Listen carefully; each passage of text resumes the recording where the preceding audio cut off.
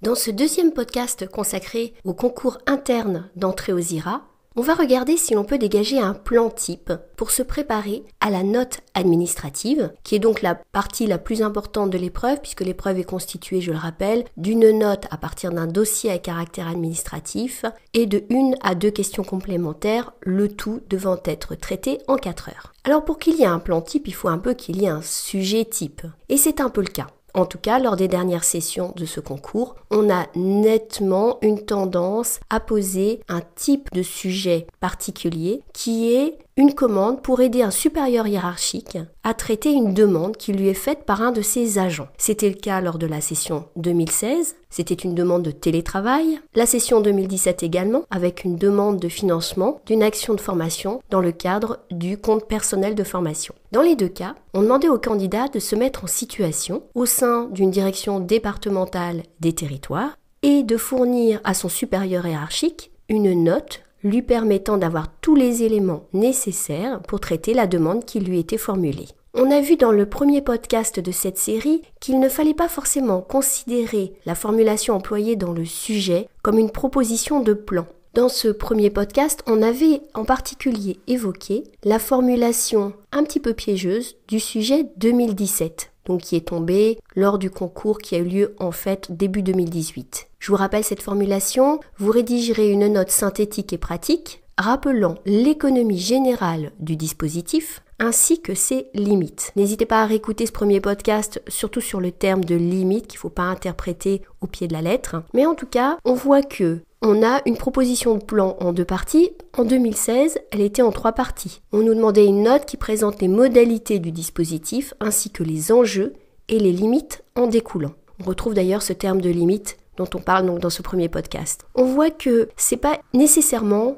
le plan qu'il faut adopter. Mais l'idée est là, c'est-à-dire qu'on parle du dispositif en général, puis on va dans les nuances. Je trouve que le sujet de la session 2015, donc la session antérieure, est plus clair. Il mentionne une note à visée opérationnelle sur laquelle s'appuiera le service pour instruire les demandes de dérogation au repos dominical soumises au préfet. Donc c'est un sujet dans lequel on nous demande de nous situer en préfecture. On adresse au préfet une note pour l'aider à trancher sur les demandes de dérogation au repos dominical qui peuvent lui être faites. On voit que dans ces 3 cas, donc les 3 dernières sessions du concours interne des IRA, on a la même logique. Une demande formulée à un supérieur qui doit trancher. Quelle que soit la formulation employée dans l'intitulé du sujet, on a des points de passage obligés. Le premier point de passage obligé, c'est la présentation du dispositif, son économie générale, ses grands principes de fonctionnement. Le deuxième point de passage obligé, c'est les modalités d'instruction de la demande par l'administration. Donc là, on prend vraiment le point de vue qui est posé par la situation professionnelle. On se situe dans l'administration en tant que conseiller d'un supérieur hiérarchique en lui donnant tous les éléments pour traiter la demande. Au sein de ce deuxième temps de la démarche, on va mettre en évidence des points d'attention, des points de vigilance. C'est notre rôle en tant que conseiller de ce responsable de l'alerter sur les éventuels délais, l'éventuel formalisme. Donc on termine la note sur ces points d'attention, ces points de vigilance qui vont permettre aux supérieurs hiérarchiques de ne pas tomber dans des pièges. C'est ces fameuses limites qu'évoquent les 2 derniers sujets, donc des sessions 2016 et 2017. Les limites, c'est les limites à ne pas franchir. Qu'est-ce qui est hors limite? Qu'est-ce qui n'entre pas dans le dispositif? Et donc, qu'est-ce qui doit recevoir une réponse négative de la part du supérieur?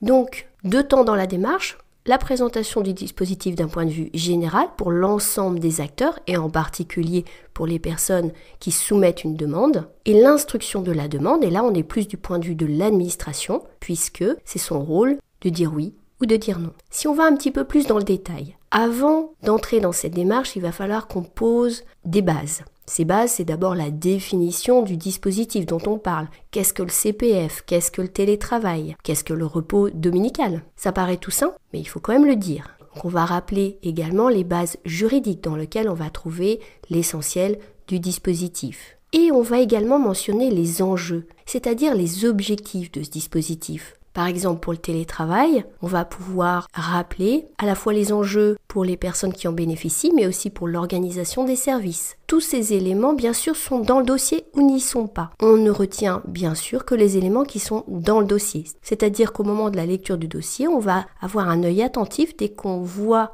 évoquer ces fameux enjeux. Donc, une définition, les bases juridiques, qu'on va d'ailleurs retrouver également dans la zone référence en début de note, et le rappel des enjeux. Ensuite, dans chacune des grandes parties, donc première partie présentation du dispositif, deuxième partie instruction de la demande. Comment est-ce qu'on va pouvoir organiser les idées ? Là aussi, c'est le dossier qui va nous donner la clé. Néanmoins, on peut également adopter un plan type pour cette première partie, assez classique, avec une première sous-partie sur le champ d'application, c'est-à-dire qui est concerné par le dispositif, et une deuxième sous-partie sur les principes même de ce dispositif. Cette première partie, elle est plus descriptive que la deuxième. Elle rappelle au destinataire les principes de base. Pour ce qui est de la deuxième partie, sur l'instruction de la demande, là aussi, on peut bien sûr s'appuyer sur le dossier pour trouver une façon d'organiser les idées principales en fonction donc des informations du dossier. Mais on peut aussi s'appuyer sur un plan type avec une première sous-partie qui décrit la procédure de traitement d'une demande, donc qui rappelle les règles que doit respecter l'administration pour traiter la demande.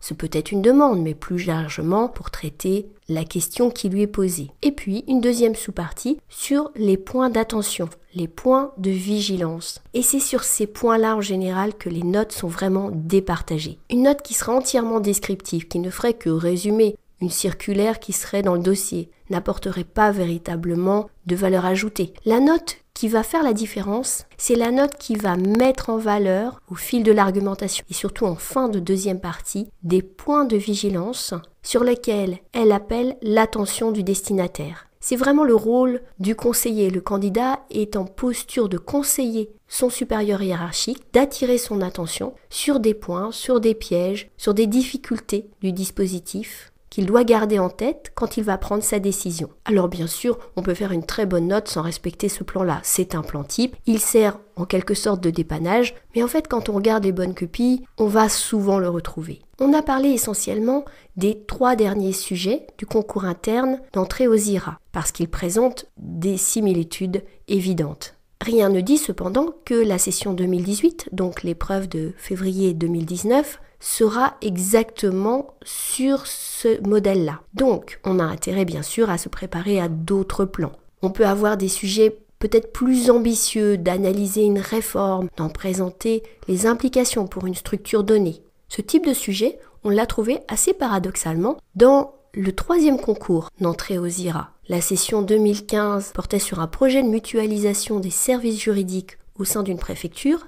La session 2016 portait sur un schéma de coopération intercommunale qui devait être mis en place par le département. On voit que c'est des sujets très ambitieux. En 3 heures, si on se laisse 1 heure pour traiter la question, c'est quand même très difficile. C'est des sujets qui demandent aux candidats de proposer en quelque sorte un plan d'action. On est au-delà des points d'attention dont on vient de parler. On doit construire une démarche. Mais néanmoins, le plan est quasiment le même. Dans une première partie, on rappelle les principes d'un dispositif. On va peut-être insister sur les enjeux, peut-être en première sous-partie, puis sur les modalités du dispositif en deuxième sous-partie. Et dans la deuxième partie, on va être sur l'aspect opérationnel. Qu'est-ce qu'on propose de mettre en œuvre ? C'est plus une note avec proposition. Pour ça, je vous renvoie en description de ce podcast sur une formation que je propose sur cette note avec proposition qui est bien spécifique. Pour continuer à avancer dans cette préparation à l'épreuve de notes du concours interne d'entrée aux IRA, je vous proposerai prochainement, dans un 3e podcast,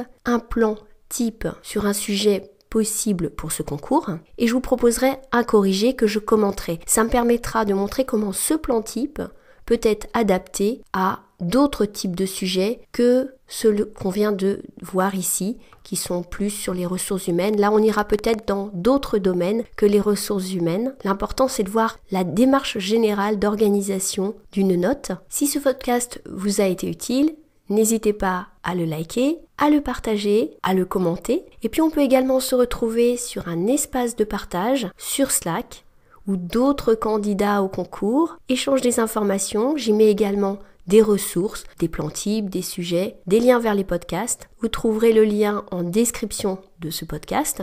Donc à bientôt sur Slack et à bientôt sur YouTube.